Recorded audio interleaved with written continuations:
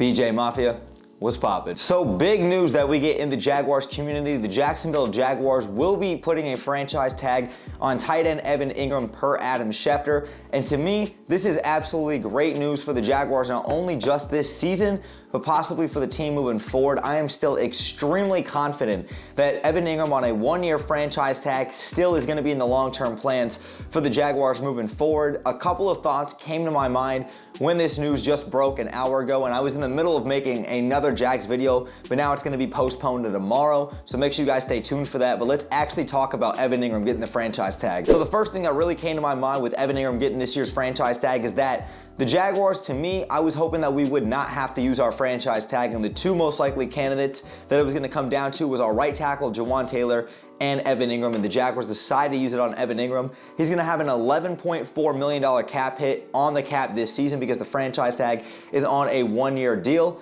But if we were to use it on Jawaan Taylor, it would have been a $21.4 million cap hit. I think it's a lot more feasible for the Jaguars to go ahead and use that on Evan Engram. And another thing that came to my mind was the Jaguars also franchise tag Cam Robinson prior to giving him a long-term deal before he got his 3-year, $54 million deal last offseason. So you never know. The Jaguars could still have long-term plans for Evan Engram. It just might not have been this year with the cap situation because the Jaguars already did a great job restructuring some contracts from notable guys like Brandon Scherff, Zay Jones, Christian Kirk, Foye Oluokun, and the list goes on, and the Jaguars will have some cuts to make in these next couple of weeks. But sticking around with Evan Engram was a huge reason as to why the Jaguars were so successful this past season. It had a dynamic tight end for really the first time, it felt like, since maybe Kyle Brady and Mercedes Lewis.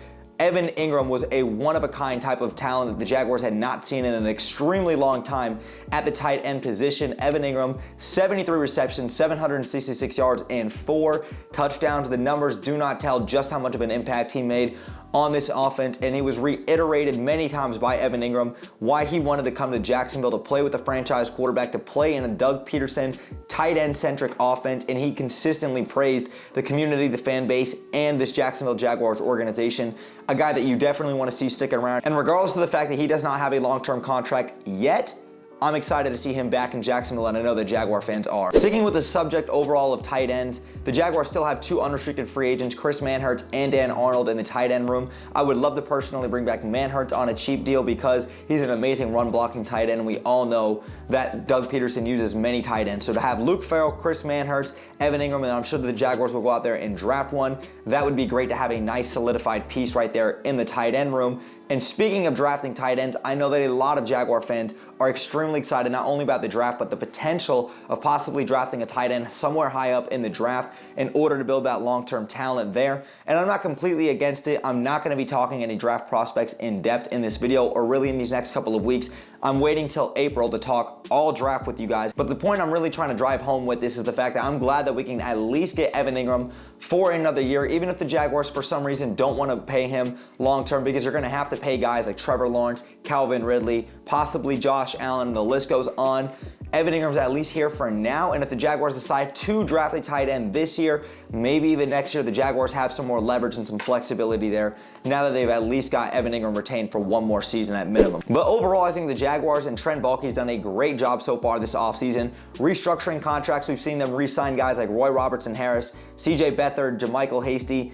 The list is not done. Now Evan Engram got franchise tag. I still want to pay Jawaan Taylor a long-term deal. Topic for another day. I would like to bring back Arden Key, DeJuan Smoot, and a handful of others. Ideally, I'd like to bring back everybody, but I know that's not going to always be feasible. It's a business at the end of the day, but I do think that Trent Baalke is doing a great job so far this season, and that's going to be the big topic for tomorrow's video, so make sure you guys stay tuned for that. But Jaguar fans, I just wanted to make a quick reaction video really to this news. I thought that Evan Engram was deserving of his money.